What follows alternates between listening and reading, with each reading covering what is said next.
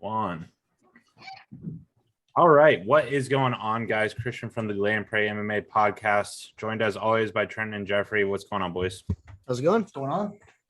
All right. So we recorded an episode last week and I just got a new computer, and while the video was converting and was processing it, my computer went idle.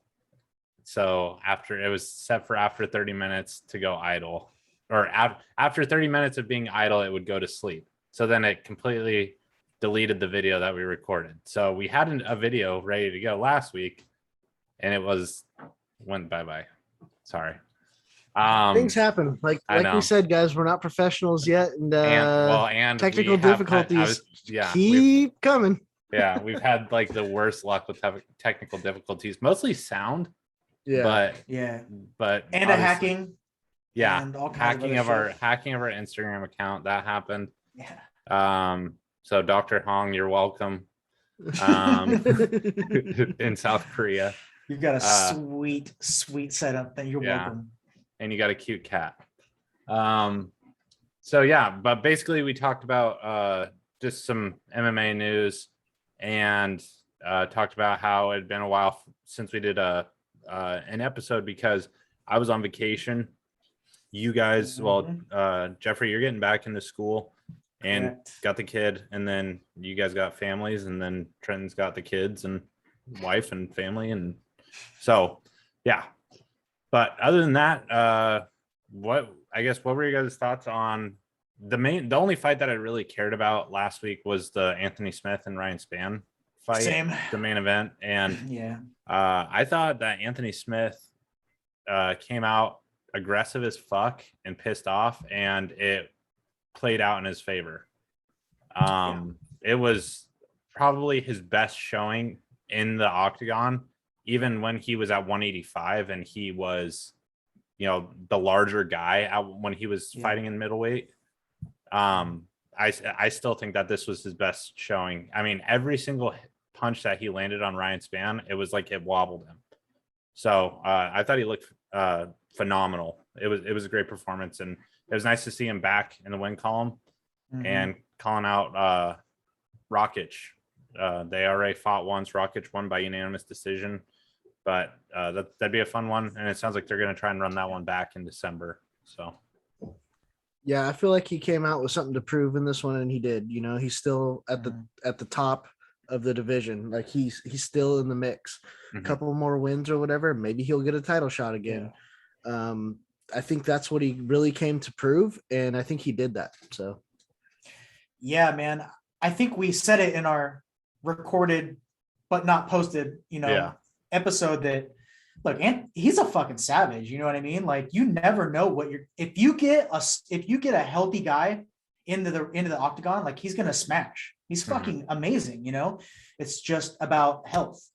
And yeah, he's getting up there in age and everything, but I mean, we talked about it. He's a solid veteran and a very smart fighter who's been in there with some fucking animals, and like top of the line. Yeah, like top of the line since the best. Yeah, the best, right? And like, and he's not been a fucking punk. So good for him to come out, because he deserved this win, dude. He's had a lot of fucking shitty luck, a lot of injuries, and he looked great, man. He's a fucking pro. He's a veteran, and I fucking love that guy. The thing that blows my mind is he's literally, his entire adult life is just all he's done is fighting. He's been fighting for 15 years. He's 33. Yeah. I mean, the dude was fighting in Strikeforce when it was still around. Yeah. Fought in Bellator, worked his way up into the UFC, and he's just been consistent. Like, I mean, he's getting better, and he's consistently getting better. Everybody just thinks he's washed up, and people don't realize, like, bro, he's still got some mileage on him if he can stay healthy, Like, I wouldn't be surprised if he went on another run. Would you? I wouldn't be surprised. I think the reason why people fell off that wagon is because he got beat so badly by Glover Teixeira.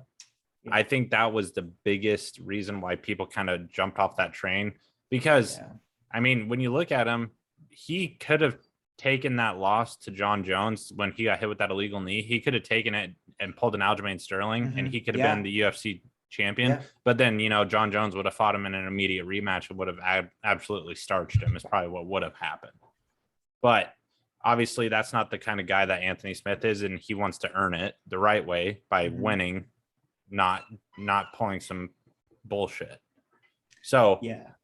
I just think, you look at some of his performances recently. I mean, he looked amazing against Jimmy Crew with those leg kicks, and then he looked fantastic against Ryan Spann. It's just he needs to. The only fight that really makes sense for him is, Yuri Prochazka is going to be fighting for the belt more than likely. Dominic Reyes is coming off of 2 nasty finished losses, so that doesn't make sense for him to fight Anthony Smith. And Rakic is really the only guy up there right now that you're like, oh, okay. Yeah, I mean, there's a good call out, makes sense to me. Like, run it. And maybe Thiago Santos, because I think they fought at 185. I think they fought each other at 185 at one point when they were both like massive 185ers. Those dudes are both fucking just savages. I'm down to watch that fight too, bro. Yeah. Like, yeah, definitely. I'm down to watch it. It'd be fucking nice. So would you be shocked if Homeboy went on a run? I mean, I'm saying it's not likely, right? But I wouldn't be fucking shocked, is what I'm saying. I think he would give Jan a run for his money, and Glover if he fought him again. Yeah, I wouldn't be shocked at all. I think he's gonna go on another run. I think he's got one more left in him before his mileages catch up to him, because that dude's had a shit ton of fights. He's had like over 50 fights. Yeah, like over 50 fights. Yeah. So like, I think he's got one more good run in him before we start considering him, like a little over the hill. I think that he's gonna get this next fight like he wants, and it's up to him. If he wins this fight, he's right back in there. He's that division isn't super stacked at the moment. John Jones left. You got the champ, you got Yuri and Glover, and then after that, it's kind of open. Like if he goes on a 1 or 2 fight win streak, he's right there again. So yeah. I think this is his chance. I think this is his next run. If he can get this rematch like he wants and win it, he's there. So sure. I mean, I'm not shocked at all. I expect him to do it, and then we'll see where it's at. Now, can he hang with some of those, like in the high profile fight in the championship? We'll see. I mean, he did well against John Jones. So, I mean, I think he survived against John Jones. I don't think he did all that well against John Jones. I think he did all right. I mean, I don't think. Well, didn't he bust up his knee or something like that? Like the first round, like didn't he tear his ACL or some shit? I don't know. That was Thiago. Oh yeah, that was Thiago Santos. Thiago Santos was winning that fight until he got hurt. Yeah, I thought he just had a good performance. Like, I'm not saying like he was going to win that fight by any means, or you know what I mean, but like I thought he was doing good, and he went out like a man and fucking didn't take the DQ win. Yeah, and all that shit. You know what I mean? Like it was. I'll just say it was competitive. You know what I mean? Like it wasn't like he wasn't getting completely dominated. Yeah, he was losing, but he wasn't like getting shit on. You know what I mean? And John Jones usually just shits on you. So if you're doing good against that, he did something that Daniel Cormier couldn't do. I mean, the first fight Daniel didn't get finished, but in the second fight he did. Yeah. So I mean, like, he's a great fighter, and when it comes to these other guys, some of them aren't on that caliber yet. So his chances of putting on a good fight or a good performance against those guys are pretty high, in my opinion. And I expect him to do well in this rematch if it happens. And then we'll go from there and see what happens. I think he would give the champ a run for his money right now. Let's say Glover loses and, Yuri, it's Jan, or, whatever. And then him and Jan, I think that's a good fight. Dude, this is what I'm thinking. This is how I look at it. Anthony Smith is like 6 years younger than Jan. Jan's like 39. Yeah. And then Glover's in like 41 or 42. That's So what I'm saying. Like I don't understand why people just They just assume don't that have that- they he's just- going to be old. You know, but like you he's look not at that how many old, fights they have especially combined. for the heavyweights. Heavyweights last longer than anybody else age wise. You know, Yeah. some of, I mean, like you said, motherfucker's 41. DC Yeah. was like 40. You Yeah. know, you're not seeing no 40-year-old fucking flyweight. You know what I'm saying? Well, that's because Like, they can't move that fast in their 40s. but yeah, but you know what I'm saying? Yeah. Like, just meaning like he's still got tons of mileage on him, dude. He can have another 10 fucking fights. Yeah, heavyweights and light heavyweights. I mean, they have the longest careers just because of that shit alone. But I think that's also their downfall too. You look at guys like Chuck Liddell, Tito Ortiz. I mean, 100%. Those are just two guys, but you can look at boxing too. I mean, shit, look at Evander Holyfield, but just yeah.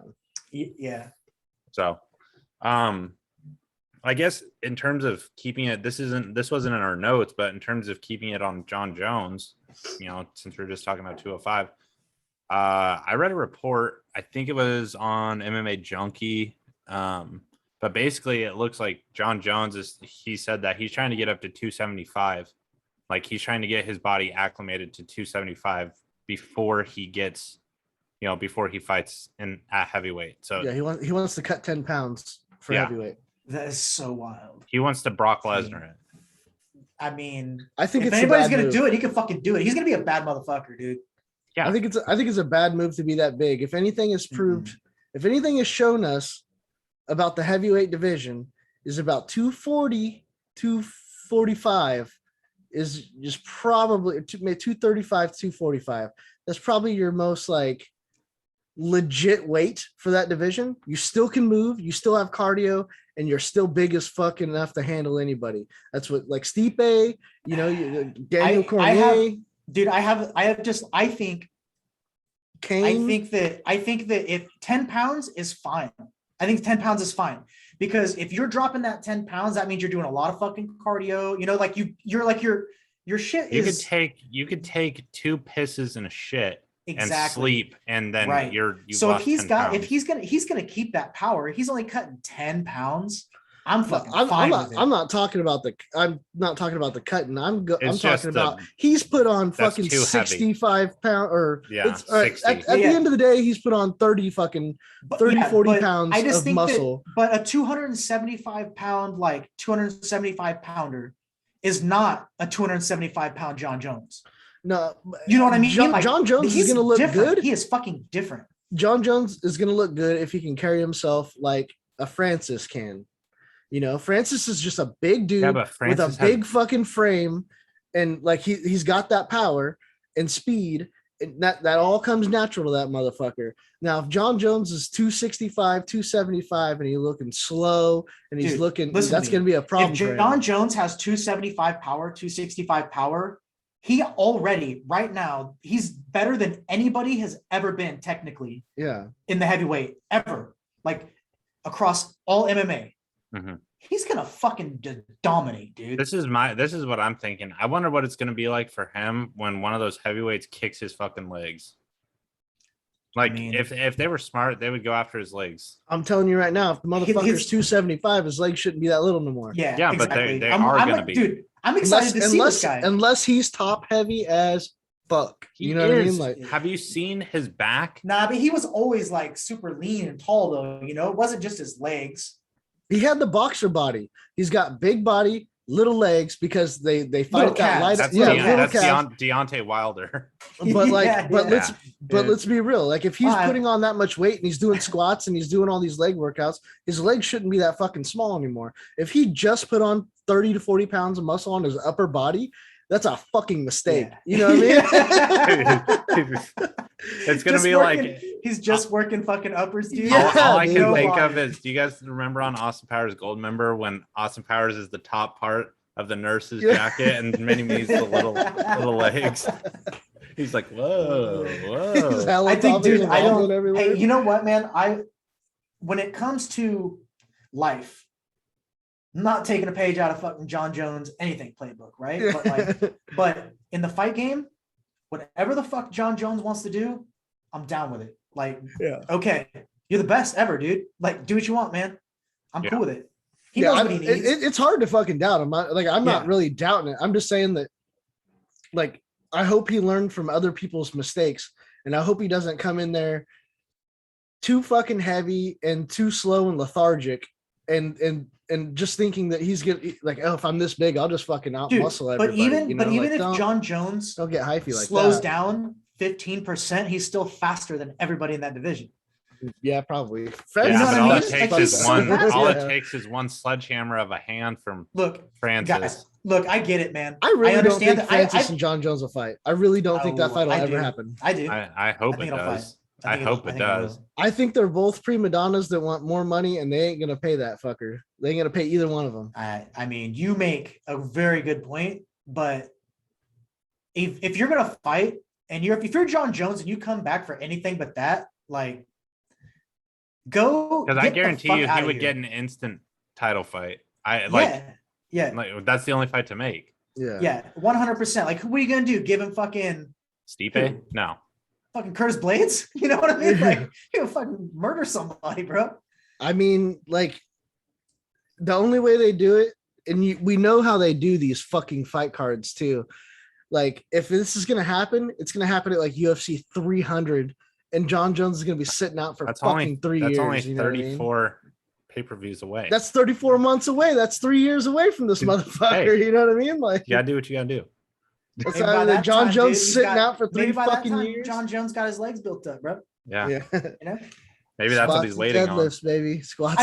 I mean, seriously though, like, if you make anything but John Jones and fucking Francis, like, please get out of here. You know, dude, like, that's what everybody wants to see. That's what I want to see. John Jones and fucking roast and strike. Like, I have a hard time believing that this fight's going to happen, because there's so many fights in history that I wanted to see that didn't happen. And one of these fights that did happen that I've wanted to see for a while now, or not did happen, but is going to happen.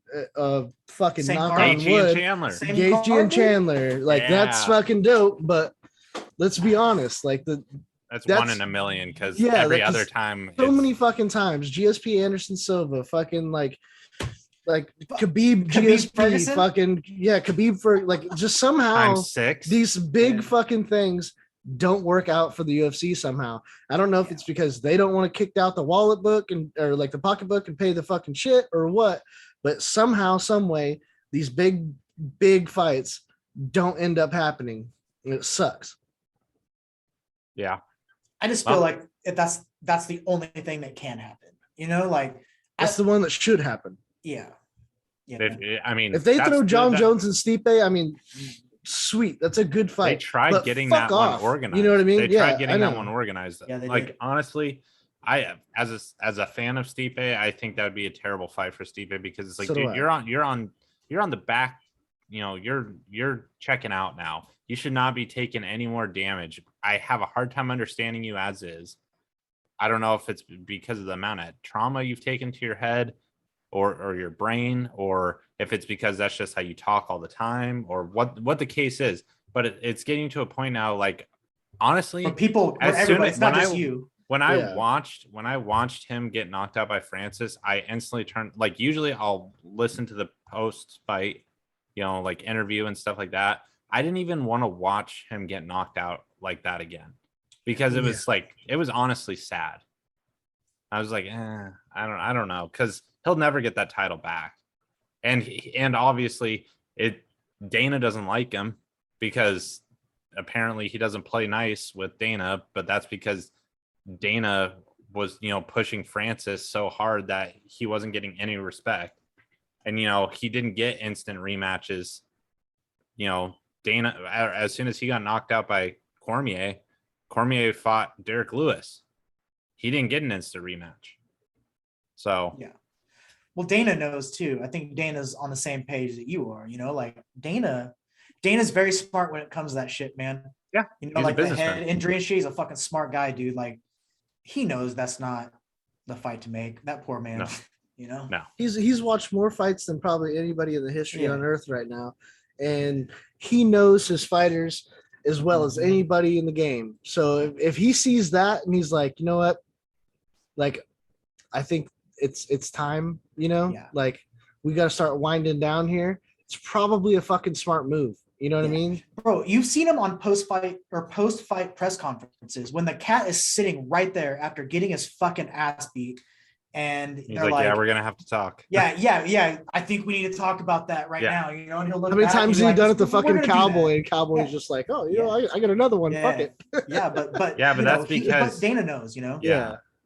But that's And kinda- also too, this guy's not a fan. Stipe's not a fan favorite like Cowboy, you know. Yeah. Like Cowboy deserves those fights because it's fucking Cowboy, and he's always been down to fight anywhere or anytime, whenever, you know. So you fucking he gets the benefit of the doubt with that shit, you know. That's how he deserves that. Stipe, like he doesn't Stipe was a deserve that. He's not champion, gonna. and he's the greatest UFC heavyweight of all time. Yeah, but what I'm saying is he doesn't sell though. You know what I mean? No.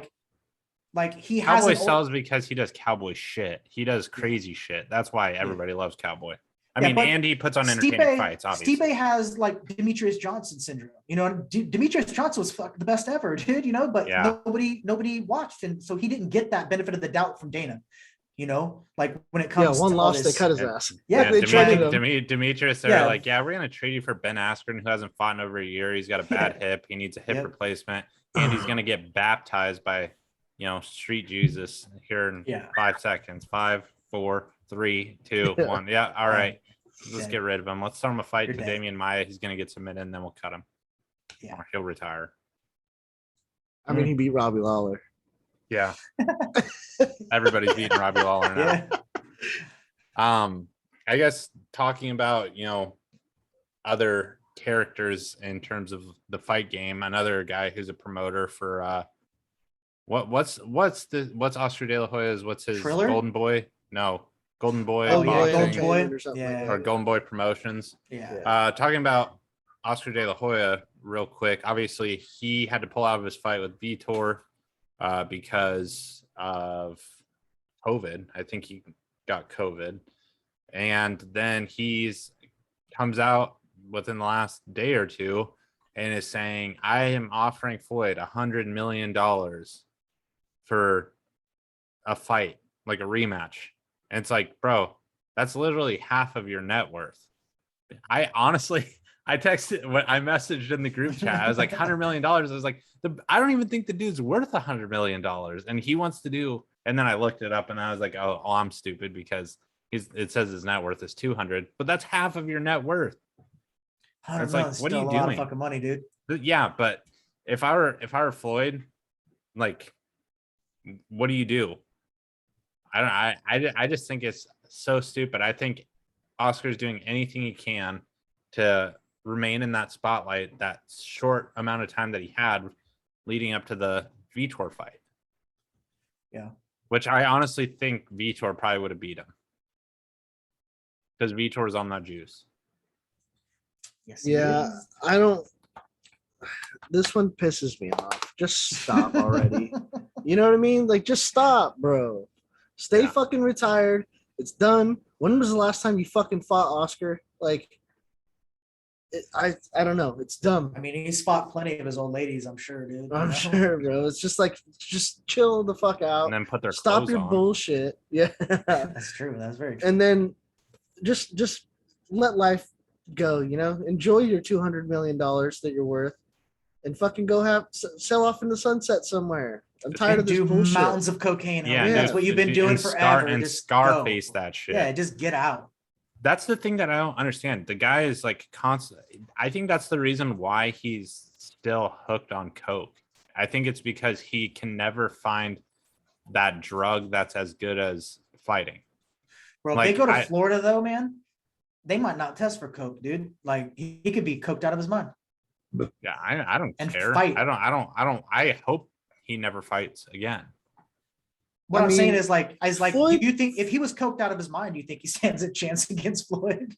No. You know what I'm saying? I think at this point in their career, Floyd fucking destroys him. Yeah. I'm not gonna lie. Yeah. That fight that I watched, it was one of the first times that I watched a boxing match. And I was like, how the fuck did Floyd win that shit?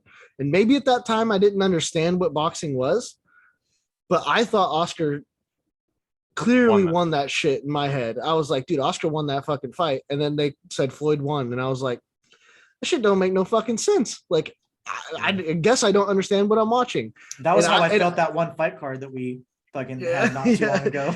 And then I haven't When gone you back. got Yeah, when three judges. I guess I just fucking- don't understand fighting anymore, dude. How And fucking then, the like, rules changed. I haven't gone back to watch that fight to see if I still feel that way or not, but I don't need to. It's Yeah. so fucking long in the past now. Yeah. Let that it's shit die. useless. Yeah. And I don't need to fucking see it again because at this point in the career, Floyd has been active, semi-active.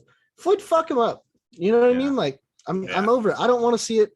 And I think Oscar is like, I mean, the last time I saw him, the dude probably outweighs Floyd by like 40 fucking pounds right now. Yeah. You know what I mean? Like, him and Vitro were scheduled to box at I think 195. yeah, like what the Jesus fuck are you talking about, and dude? and Like, Floyd boxes at 155. yeah, like So, come on.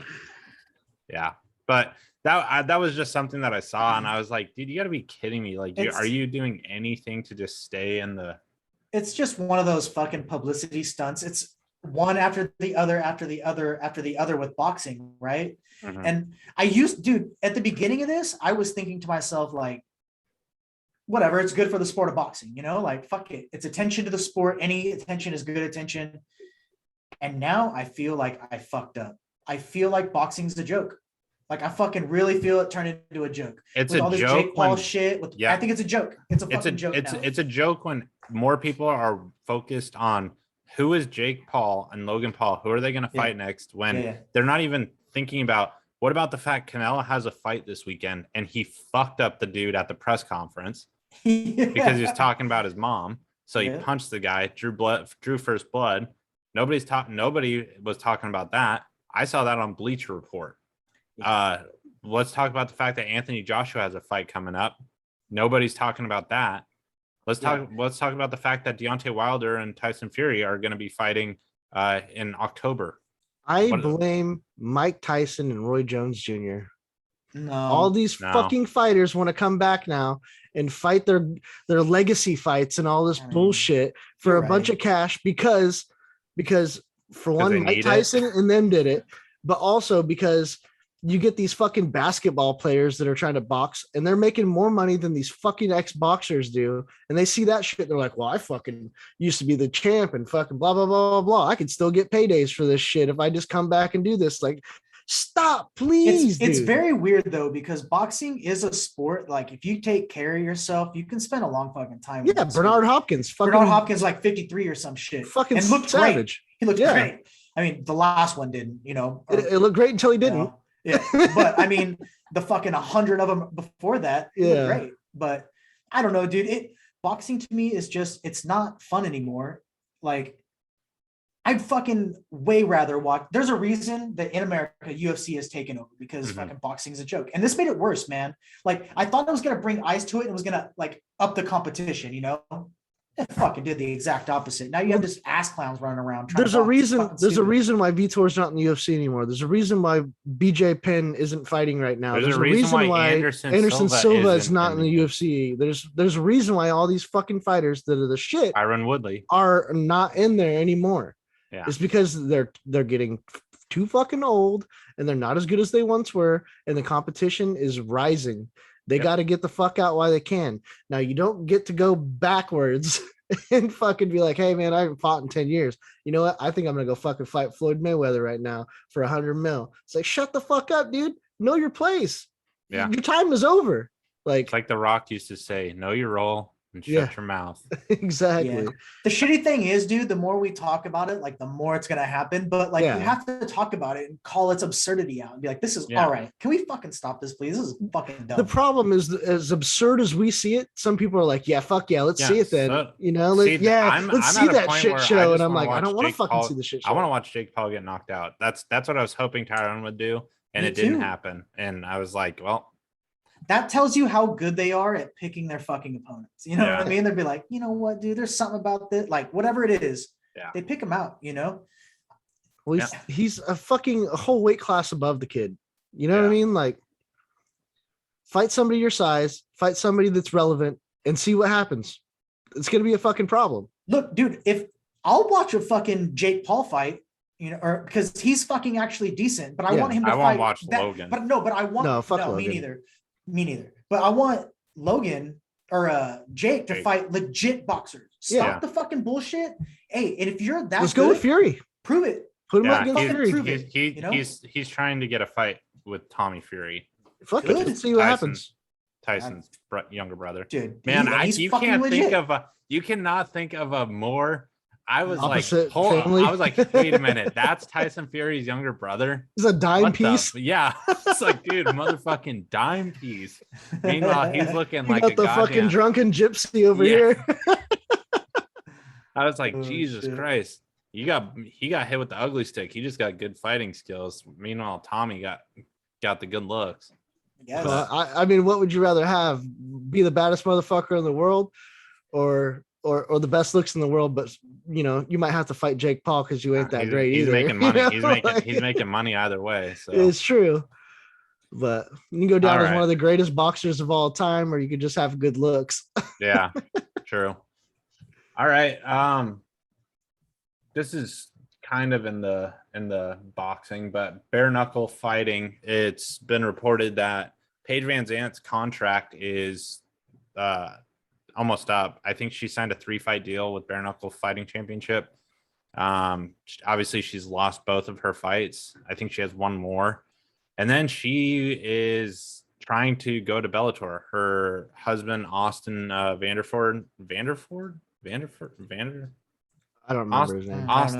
Austin Volkswagen. I don't follow her OnlyFans that close. Yeah. Okay. It's Paige Van Fans, or what is it? Paige Van Zant. Van Zant. That's what it is. Yeah. She's trying to get signed with Bellator, but based on her mixed martial arts career with UFC and then now bare knuckle, she doesn't bring a lot to the table. She'll get a test run though. That's by Bellator. She'll get signed. 100%. I think that's a mistake. I'm not saying competition wise, I agree with it, but I'm just saying I don't even know who the flyweight champion. I don't know who the flyweight champion is in Bellator. So for females, and I think she fought flyweight. Oh no, she fought strawweight. I don't even know who strawweight champion. I don't know. So, but she'll get there though. Watch. I mean, obviously, I don't. She's a fighter, but I think that she is doing herself a disservice by continuously fighting. And I'm sure she would fuck me up. I don't have any organized training, so she would fuck me up if we sparred. She'd kick my ass. But at the same time, it's one of those things where it's like, why are you doing this to yourself? Yeah, why are you doing this to yourself? It's almost it's just frustrating because it's like you're not yourself anymore. You're not the same fighter. I know it's money. I know. But. I mean, she's only got a few years left at this game to keep going and losing, or if she's gonna continue to lose. I mean, she's only got so long to do it, and to grab that bag and to get the fuck out and keep doing your online bullshit or whatever the hell you're gonna do to continue your money, because she makes good money doing that shit too. You know what I mean? So I think she's a smart businesswoman. Now there's probably other ways that she should do this, because she could be a model. Getting your fucking ass whooped all the time probably isn't the route to go, but it's the easiest route. I mean, she could get payday from fucking Bellator, probably a really good contract, go in there, lose 3 fucking times, and get out with a fat bag of cash again. Fuck it, whatever, and if she doesn't really feel like it, she probably don't have to train that fucking hard for it. You know what I mean? The thing that's weird, her husband is a stud. Yeah. Austin, I think he's fighting in the Grand Prix for the middleweight Bellator. I think he's in the finals. I think is he fighting? No, he's not fighting Lima. Lima's fighting he's gonna fight Venom Paige again. Yeah. But yeah, I just wasn't sure what your guys' thoughts were on that, because I just saw that and I was like, that's interesting. Paige Van Zant to me is you know what I'm saying? Yeah. She's a beautiful person, that's what she's known for. She's not known for being an amazing fighter. She's known for being a fighter, but extremely good looking. Yeah. And that's why she's gonna get a test run in She's gonna, I mean, she's gonna grab every opportunity she can, and who am I to say if it's smart or dumb? You know what I mean? More power to That's you. up Do to it her. all. So fuck it. You know, like she's gonna get a fat bag of cash and she's gonna walk away, and then you know she's setting her and her husband up for life, pretty much. Bro, nobody was shitting on Vince Carter when he played for like 90 fucking years just for fucking money, you know? Yeah, but that's because that was Vinsanity, dude. That was his Vinsanity. That's Paige Vansanity, dude. That's Okay. Paige Vansanity. I like your little play on words there, bud. And then at the end of the day, after all that's all said and done, she wants to go to the fucking WWE and become a Nitro girl or some shit all over again. You can't. They don't have Nitro girls. That was WCW. I know that, but WCW's gone, brother. WCW's gone. She needs to start it. Yeah, that's what I'm saying. They could bring that. They need NWO was WCW too, but guess what happened? You know what I mean? NWO was so dope. It was dope as fuck. Yeah. The Wolf Pack too, dude, when it was red and black too. Oh damn, dog. Straight up, man. All right. So now we're gonna get into the actual pay-per-view. So UFC 266. Obviously, this is headlined by Alexander Volkanovski and Brian Ortega. Co-main event, Lauren Murphy versus Valentina Shevchenko. And then the co-main event, which, I mean, they've pretty much advertised it as a big deal now. Robbie Lawler versus Nick Diaz 2. It's at 185, and it's a 5-round fight. Just getting started. We're not going to do the whole preliminary card. We're just going to do, starting in the lightweight division, Dan Hooker versus Nasrat Haqparast. This is going to be an interesting fight, strictly because both of these guys have had terrible visa issues. They're still not in the country, and their fight's in 2 days. They're supposed to be there tomorrow. But obviously Dan Hooker is I think he's in New Zealand, and they have like some of the strictest in the world in terms of COVID restrictions. He's not even allowed to go to his own gym. Yeah, he can't even go to his gym that he owns when it's empty. Yeah. So that's an issue. And then Nasrat, I think he flew back to the Middle East because his mom passed away like last week. And so he's been having visa problems as well. But both of these guys are supposed to, they haven't talked about a weight change. I would understand if both of these guys miss weight. Yeah. But, I think this is an exciting fight. I think it's going to be a good fight. Nasrat is a stud. He's still really young. I think he's 26. And Dan Hooker's been in the octagon with just legends. Look at who he's fought. He's fought Paul Felder. He fought Dustin Poirier. He fought Michael Chandler. And before that, he was fighting at 145, and he had some really good fights at 145. So I think that Nasrat is still young in the sport. I think he's reeled off 2 wins, but his last loss came against Drew Dober, and he got finished by Drew Dober. And I think that's kind of an issue. Obviously, things change over time. You get better. When Drew Dober's on point, motherfucker looks good though. No, yeah, absolutely. I just think Dan Hooker, even though his record might not reflect, he's 20-10. It's the level of competition. But it's the level of competition that he's been fighting. And it's like, come on. And also I just think he's the all-around better fighter. I think so. I'm gonna go with Hooker in this. He's so solid. Yeah. At everything. Yeah. I'm gonna go with Dan Hooker as well. I think it's just the smarter pick, to be honest. But we're thinking smarter, not harder. I'm trying. Yeah. This is going to be a cop out, but it's not going to count. I think I picked Dan Hooker to win.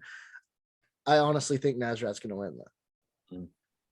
I think that the passing of his mom and all that shit, I think he's going to come in looking for a fucking firefight to get rid of some emotion, dude. And I think he's going to fucking come out hot, but I'm choosing Dan Hooker because I think it's a smarter move here right now, but yeah. You go ahead, man. I didn't mean that's it. That's all I got. I was trying to give myself like try to explain myself a little better and not make it seem like a cop out, because it kind of is, but I'm choosing Dan Hooker still. So Yeah, I'm gonna go with Nasrat, dude. I think that Hooker's good, man, but he's got like such lax defense sometimes that he leaves himself vulnerable to get fucking caught. And Nasrat's fucking stud, like he's fucking good, man. It's got hands. So yeah, really good hands. And I think, like I said, man, you go back and look at Hooker, dude. Like he's so laxed on his defense sometimes, and it's like you just don't understand it, So, anyways, yeah, I'm gonna take him. I'm gonna take Nasser. I think he wins by knockout at some point. You think Haqparast is gonna win? I do. Wow. He's like the Middle East Calvin Gastelum, dude. Hell yeah. Yeah, he does kind of look like Kelvin Gastelum, doesn't he? him. All right. In the bantamweight division, Marlon Moraes versus Merab Valshvili. I don't want to butcher his name anymore, so I'm just going to refer to him as Merab. Delavishvili. Yeah, that's hard. Valshvili. Merab. Yeah, we're going with Merab. Okay. So my thoughts on this is that really, if you look at it, Marlon Moraes hasn't won a fight since he beat Rafael Sunsao. On his record, it shows that he beat Jose Aldo. He didn't beat Jose. That's the reason why Jose got a title shot against Pudrian. Off of a loss. It wasn't because even Dana White was like, you didn't lose that fight. Yeah. So really, if we're looking at it, obviously on his record, he won that fight against Jose, but people that aren't casual fans will know that he didn't actually win that fight. Marlon, I really think what he needs to do is he needs to go to 145 pounds because 135 pounds, he's a big 135er. He is so explosive in the first round, and then he gasses so hard that he's useless in the second. If he makes it to the third round, he's useless.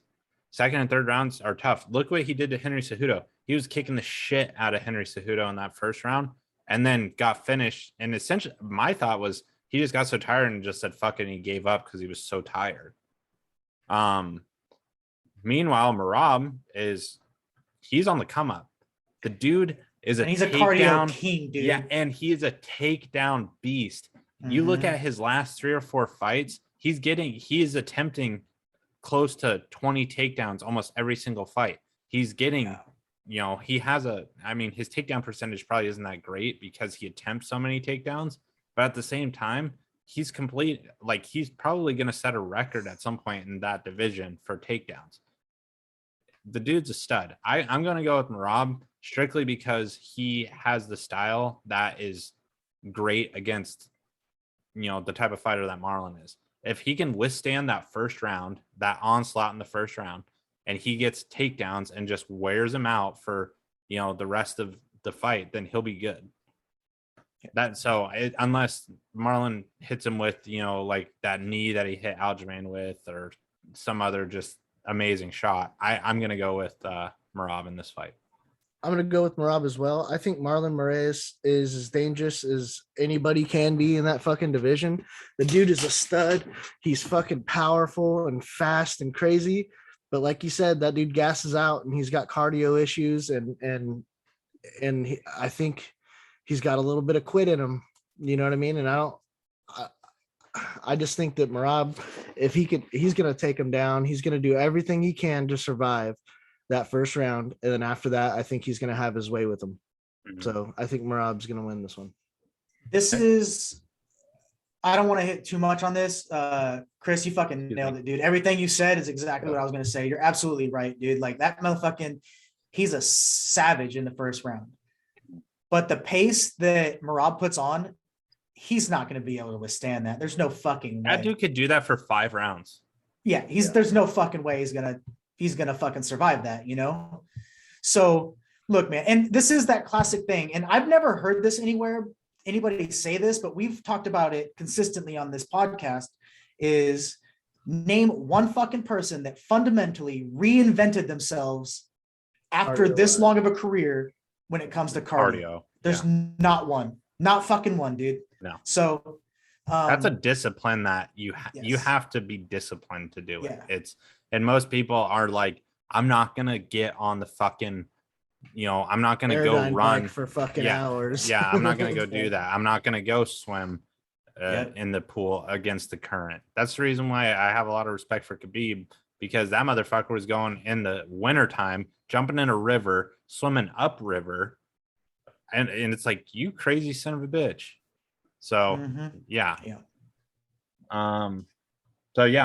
Getting to the main card in the flyweight division, Jessica Andrade, who's coming off of that unsuccessful fight against Valentina Shevchenko in her last outing, and Cynthia Calvillo. The way that I view this fight is that I think Jessica Andrade is the only thing that is going to be different in this fight is that Jessica's not as fast, but I don't think Cynthia can withstand the power.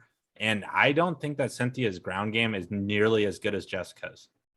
If it goes to the ground, I think Jessica will dominate on the ground. But the thing is that Jessica relies too much on her brute strength. The reason why Rose beat her the second time, which was a close fight, but the reason why Rose beat her was because she outmoved her. Cynthia Calvillo is not going to outmove Jessica Andrade like Rose Namajunas. And all it takes is one punch. We've seen Jessica Andrade. She is one of the only females that we've seen when she knocked out Karolina Kowalkiewicz with that just a one-hitter quitter. She has that power. She has that ability. So, I think it's her left hand is deadly because I think she's southpaw. So, I'm gonna go with Andrade in this fight. And also, you look at the level of competition that Andrade has fought. She's fought the cream of the crop.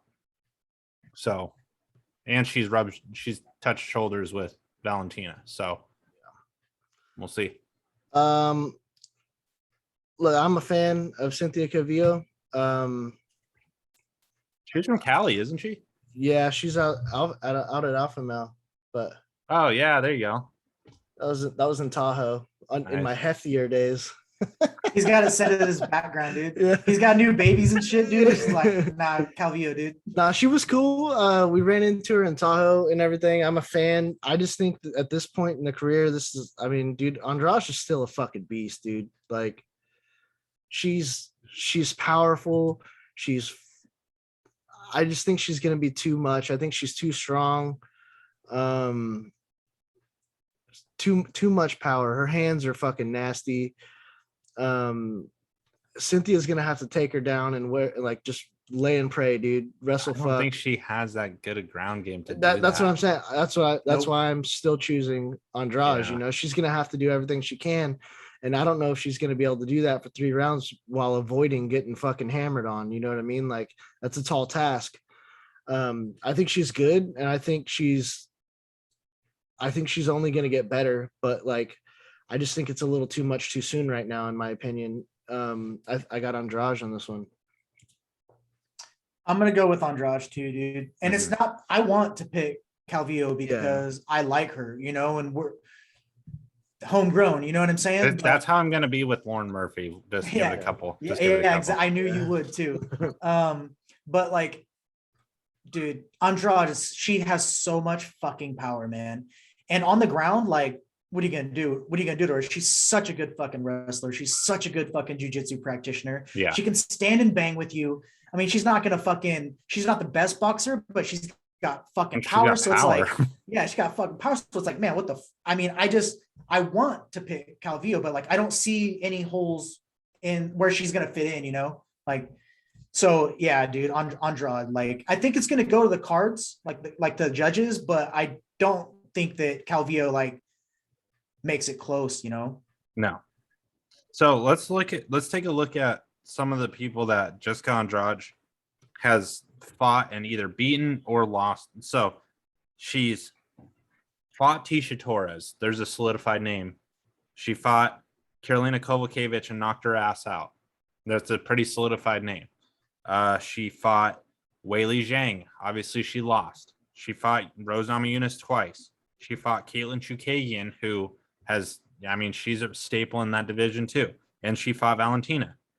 So Claudia Gadelha, Joanna Jędrzejczyk, like He's only fought the best. Yeah, she's fought. I mean, like legitimately only the best in that division, pretty much. Yeah. Yeah, man. Every fucking fight. Yeah. So it's like, what? I have a hard time, but you look at Cynthia Calvillo, who's the toughest opponent that she has fought. Hey, you know what? The bottom line is, though, if she beats her, off to the races, boys. Yeah. Like fucking skyrocket. It's title shot time. Yeah. Her biggest win in her career is against Jessica Ai.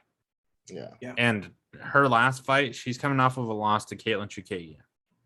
So, I mean, look, if she beats her, bros, if she's got a legit fucking path to the belt. But I agree. I don't think we all see it, No, I mean, if we're thinking with our heads, not our hearts, obviously, Yeah. All right. So on that note, good luck, Cynthia. Yeah, good luck. Yeah, straight up, man. Fucking good luck. In the heavyweight division, Curtis Razorblades versus Jairzinho Rosenstrike. This is going to be an interesting fight because obviously you look at Jairzinho, the only guys that he's lost to are the champ and then the interim champ, Cyril Gahn and Francis, where he got starched by Francis and then just got outpointed by Cyril Gahn, which was a boring heavyweight fight. And then Curtis Blades is coming off of that devastating uppercut loss to Derek Lewis. I think in this fight, the biggest deciding factor in this fight is going to be Curtis Blades' wrestling, because we haven't seen Jairzinho really go against somebody that has that, at least not in the UFC. I don't know about before the UFC, but he's pretty much fought strikers. That's really all he's done, is he's tried to stand and strike with a striker. So we're going to see Curtis Blades do what he probably should have done against Derek Lewis. And I feel like he's going to pick him apart from the outside with leg kicks. And I don't think he's going to do something where he gets caught with an uppercut up the middle. I think he's going to, like during this camp, I feel like he's probably, fixed that issue, or at least done everything he can to try and fix that issue. So I feel like Curtis Blades it's not going to be an exciting fight. I feel like it's going to be a lot of takedowns and ground and pounds on Curtis Blades' part, because we haven't really seen Jairzinho in his takedown defense. So I don't know if it's good yet. I'm just going to assume that it's not, because he's primarily a striker. So I'm going to go with Curtis Blades in this fight. Okay. I think you chose smart, and I think I'm going to go the other route, though. I think I'm going to go Jairzinho. Okay. I think this is our first pick that's not the same this card. I just have this feeling that Curtis Blades, I just have this feeling that his chin is gone. I don't think it's going to take much to put him out. The way he got hit with that uppercut, the way he went down and all that shit, it wasn't a good look. Curtis Blades, if he can get in there and take him down and control him at will, he could win this fight and destroy him with ground and pound or something like that. But the fight starts standing. He's got to get close. He's got to take him down, and everybody knows what he's going to do. He's going to shoot for that double leg. That's where the uppercut comes in. That's where the knees come in. Rosenstrike's he's a good striker, dude. He's got heavy ass hands. I don't think it's going to take much to put him away, but I just have this weird gut feeling that Jairzinho is going to get this one. I think it's going to look a lot like the Derek Lewis Black Beast fight. So that's just how I feel. I mean, that's exactly how I feel too. I feel like here's the thing, like it's sold out, right? There's going to be fucking fans there and shit. I feel like Curtis Blades shows up bigger. One of my one of my buddies is going to that fight. Him and his girlfriend are going to that fight. So hell yeah. Yeah. Curtis Blades, like he's the more he shows up in bigger moments to me. Curtis Blades does. Like in his fights in prime time, I think he just stands out better. Rosenstrike he's had some fucking losses in prime time that would have propelled his career. You know what I mean? A couple of them now. So I think it's like classic wrestler versus fucking striker, I don't know if that comes off like right off the bat, but I think that's what it is. It's just going to be, look, something's got to give, right? Like somebody's going to the ground or somebody's getting knocked out. So this one to me is like 50-50. I'm gonna go with Blades because I think that he can. I think he maybe is gonna be timid to getting hit. A lot of movement, after that knockout. So I'm just gonna go with Blades. I can see Rosenstrike fucking knocking him out clean, but I just think if it goes distance and he doesn't get lucky and catch him, then Blades should win this. Yeah, for sure. I think Blade has more tools to win. It's whether those tools are sharp enough to stay away from that fucking power, basically. Yeah. I mean, Yeah. Like I said, dude, I don't know. This was a hard one, dude. But it's hard. The heavyweight division is always hard to pick because anything. I mean, no matter what, he might knock Rosenstrike the fuck out. Yeah, you know what I mean. Like, we've seen heavyweights can hit anybody and go to sleep. We've seen Curtis Blades dominate in in guard when he was just dropping elbows down on Alistair Overeem. Yeah. Holy shit, dude! I was like, dude, we're witnessing a murder. Like we are watching somebody get murdered right now. Yeah. How many times have we thought that when Overeem fought though? Yeah, when he fought How many times have you thought he's dead, dude? He's dying. When he fought Francis. And he just re-roids up and keeps on going, dude. The horse meat. It's the horse meat. I swear. That's dude, what I meant. Loads up on horse meat is what I said. Ubers of horse meat. Ubereems of horse meat. All right, boys. I think this is going to be one of the harder fights for me. Because obviously Nick Diaz is back. The general of the Nick Diaz army is back. And he's going up against Robbie Lawler. And Robbie Lawler is one of my favorite fighters of all time. He's been involved in two of some of my favorite fights of all time. Obviously, number one against Rory McDonald in their second fight for the welterweight title. And then when he fought Carlos Condit for the title. Those are like two of some of my favorite fights of all time. And in this one, I just based on the way Nick has, like, I know that Nick doesn't like doing media. He doesn't like doing interviews. He doesn't like, he's got anxiety. Like all this information came out later that you're like, oh shit, the dude's got bad anxiety. That's probably the reason why he doesn't like talking to people and doing media and all this other shit.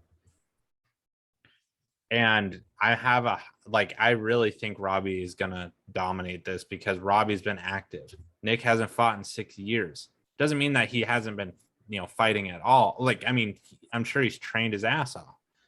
But based on the ESPN interview that I watched with him and Brett Okamoto, and like, it doesn't even seem like he wants to, like, he's like, hey, well, I shouldn't even be fighting. I should be fighting Usman. Motherfucker, Usman's been the champion. He's probably, for me personally, he's my number one pound for pound right now. Usman is. And you think that your Stony MacGyver ass should get off the couch after 6 years and should automatically get a fight with the pound for pound number one? No. 100%. Yeah. Okay. That's that good. That's that good. That's that real good shit. You didn't know I was a fucking lieutenant in the Nick Diaz army, did you, dude? No. Well, it's jiu-jitsu bias. But I really don't see, like, I'll be blown away if he ends up winning, but I really don't see how, like, Robbie is such a different fighter now than he was 16, 17 years ago.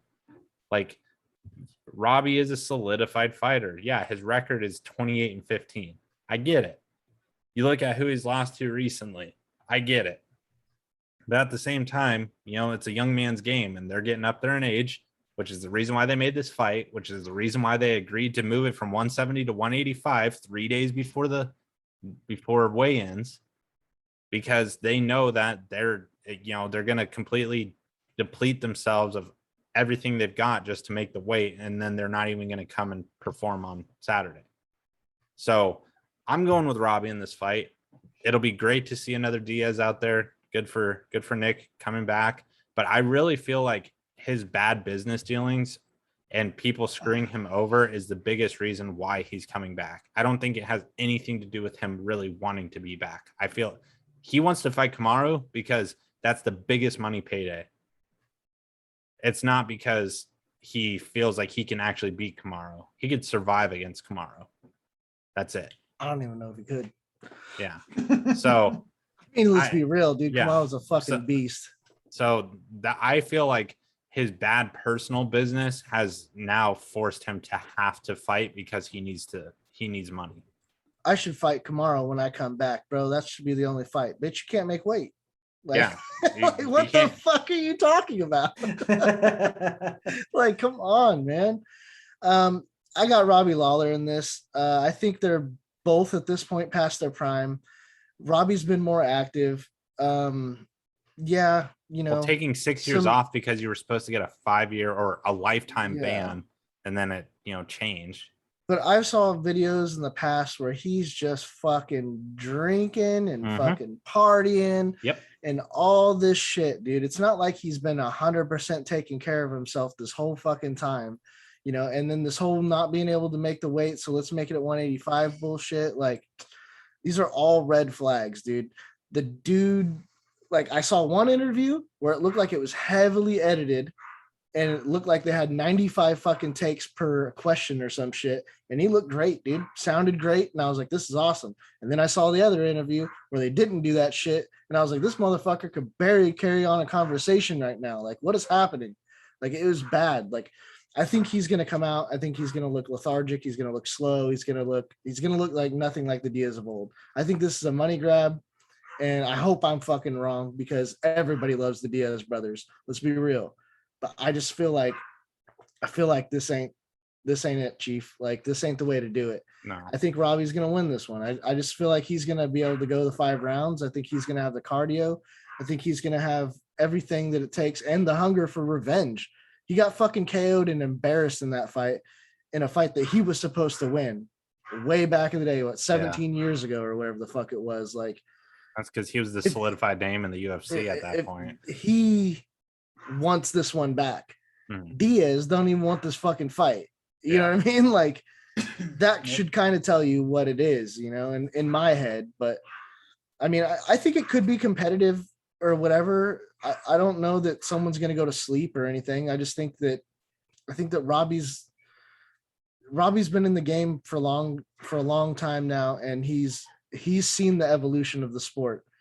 He knows the game more recent. So when Diaz comes back in, I mean, a bunch of shit, butterflies, fucking ring rust, all this shit could happen. And it just, the stars got a line for him to win, in my opinion, but we'll see. I got Robbie. Dude, I don't think I've ever picked against the Diaz ever, like, in my life. I have. I fucking hated the Diaz brothers. Dude, here's where I'm at. Like, this is the perfect time for Nick to come back against Lawler, who's lost, 4 in a row? Or some shit? I think so. You know what I mean?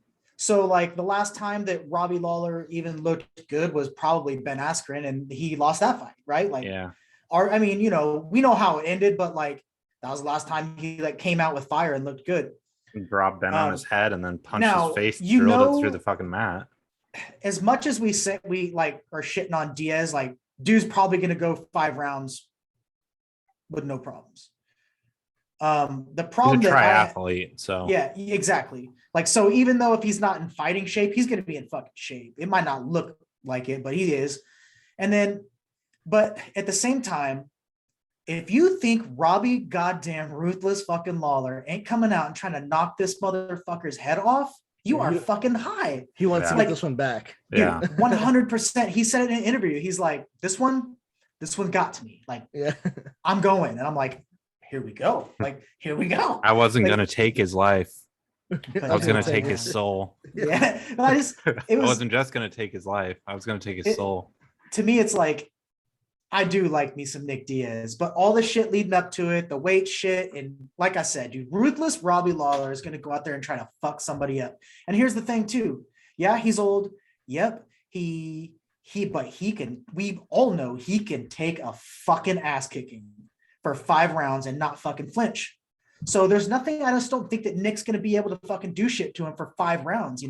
I think ruthless Robbie comes out there and fucks his ass up, dude.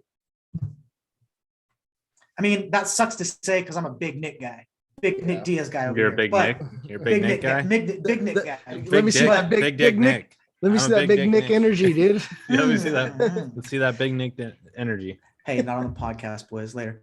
But I'm just letting you know, like, dude, Robbie's gonna come out there. He's gonna try and fucking beat him down, man. Yeah. And he wants it, dude. Nick doesn't want it. That's thing, what I'm right? saying. If you get motivated Robbie Lawler right here, that's dangerous. You come in here, you give me fucking Nick Diaz. That's like, hey man, we're gonna fucking go at this. I want this fucking fight. I'm gonna beat this motherfucker's ass. He doesn't know, talk shit, shit talking. I might be in.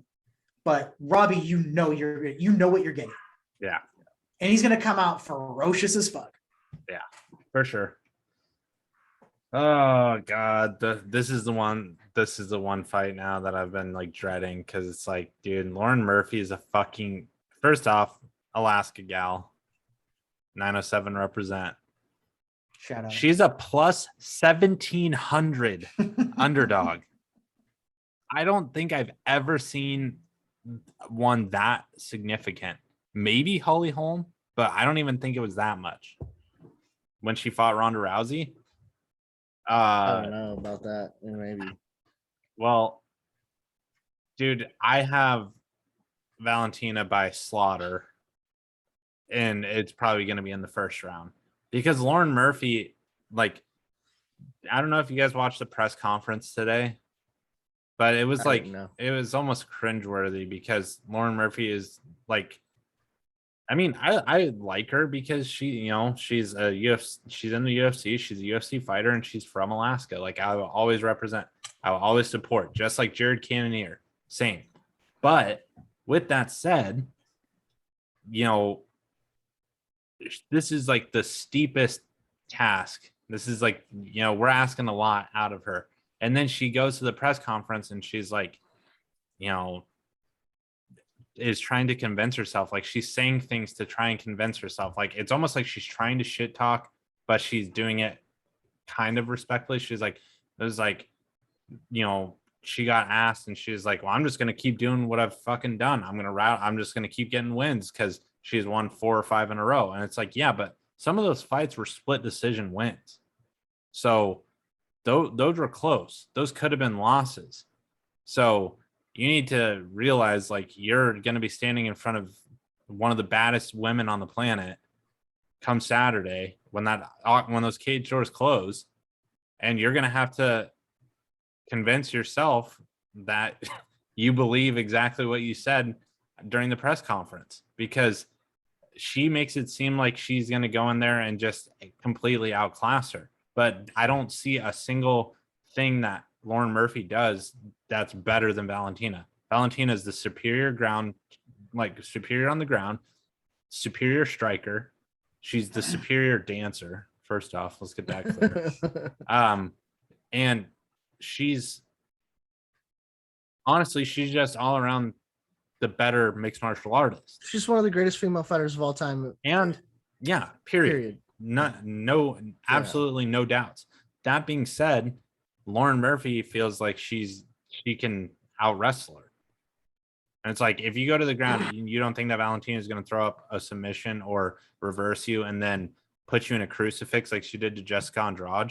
I honestly feel like Jessica Andrade was more of a challenge than Lauren Murphy is going to be. So if anything, the size advantage and maybe the wrestling, but that's not. I mean, best of luck, Lauren. Yeah, sorry. I mean that's a tall task, anyways. You know what I mean? I think we all know who we're going for on this one. Yeah. I mean, I don't know that we have to have much of a conversation. I mean, I'm rooting for Lauren Murphy, but I'm picking Valentina. Yeah, it's the same thing I was with Cavillo. Cynthia. So, yeah. I mean, it's just at this point in their careers, I don't see how it happens. You know what I mean? I'd love to be fucking proved wrong, but I think I just think she's gonna win. You know. Valentina's slowly becoming the GOAT, bro. Like, yeah. There's nothing else to say, dude. Like, she is a fucking animal. She's been a step above everybody. Everybody, and it's not even close. You know what I'm saying? Like, there's not been a close fight for her. Like, remember we were just talking about how good Andrade is? Like, yeah. You know what I'm saying? Like, and she made Andrade look like literally Nothing. like she should be on the early prelims. Yeah. Yeah, dude. Shevchenko's so fucking good, dude. And I won't probably ever pick against her, dude. You know what I don't She's over here understand? sparring with Moreno, dude. Like, Yeah, Yeah. Brandon You know what I mean? on Like- embedded. You see that? Yeah. And make it in like hard sparring. It looks like no joke, it looks like they could compete, you know? Like, Yeah. I mean, maybe there would be a power discrepancy or something like that, but I think she could beat some of the fucking dudes. 100%. Yeah, absolutely. Yeah. You know what I don't understand is how Antonina is such a less fighter than Valentina. Antonina is like, I mean, Antonina is, I looked at her and I was like, dude, she's got the build. She's, she's long and lanky. Like she's probably a brute. And then she's lost a lot of fights. And it's like, well, Valentina is just a beast. It's like the little sister. Some of the genes went in here and then Yeah. they were spread too thin to Yeah. go here. You Yeah. know what I mean? So, All right. So I guess we're all in agreement in Valentina, huh? yeah. Yep. All right. Sorry. Main event. Alexander the Great Volkanovski versus Brian T. City Ortega.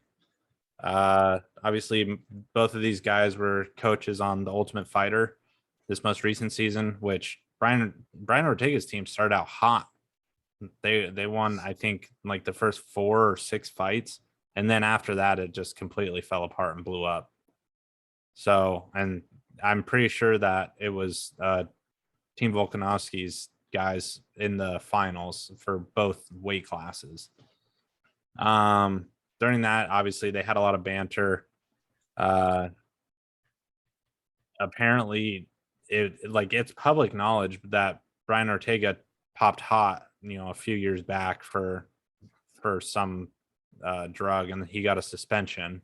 So he PED'd. It was a PED suspension. And Volkanovski just found that out within the last couple of days because he brought it up during the press conference. He's like, I didn't even know that you had a PED. And Ortega's like, what the fuck are you even talking about? Like he was like, what do you mean? Because it is public knowledge. I remember when it happened years and years ago. I guess in this fight, the way that I look at it is you got Alexander Volkanovski, who has beaten the greatest featherweight of all time in Max Holloway. He's beat him twice. Obviously, both of those were pretty close and pretty questionable, but it still beat him nonetheless. And then you've got T-City, who his last win was against the Korean Zombie. And, I mean, he looked fantastic. His striking has gotten a lot better, but I don't think his striking is as good as Volkanovski's. And also, I think Volkanovski's ground game, his takedowns are great. And I think that he could, if he got put in a position, like a dangerous position from Brian, I think he could withstand. So I think what this is going to be is another win for Volkanovski here. I'm going to go with Volkanovski. I really don't. I'll be honest. I don't like Brian Ortega. Like he is unprofessional. He is unprofessional. Yeah, it's hot. So I agree with you. yeah. I'm gonna go with Volkanovski on this one. I think at this point in their careers, Brian Ortega is probably the more dangerous fighter, but I think Alexander Volkanovski is the better fighter. Mm-hmm. And I think he's better than Brian almost everywhere besides jiu-jitsu. So I would agree with that.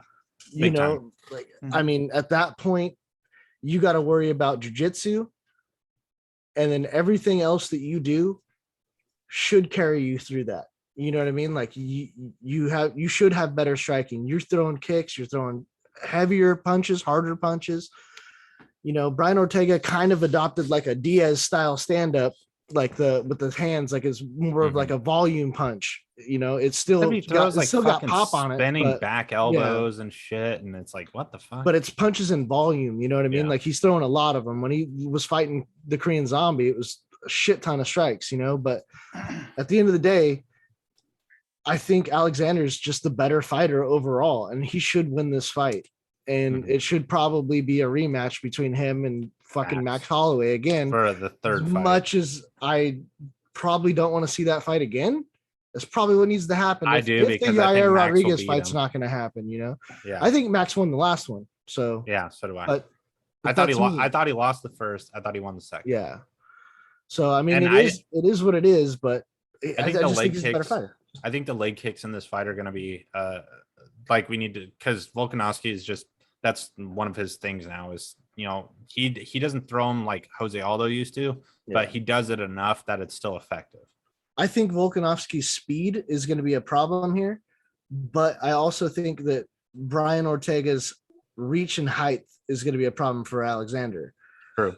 But you know, we're going to see how it plays out. I mean, like we said, it's the UFC, anything can fucking happen, but I just think Alexander Volkanovski has all the tools to win this fight if he plays his cards right.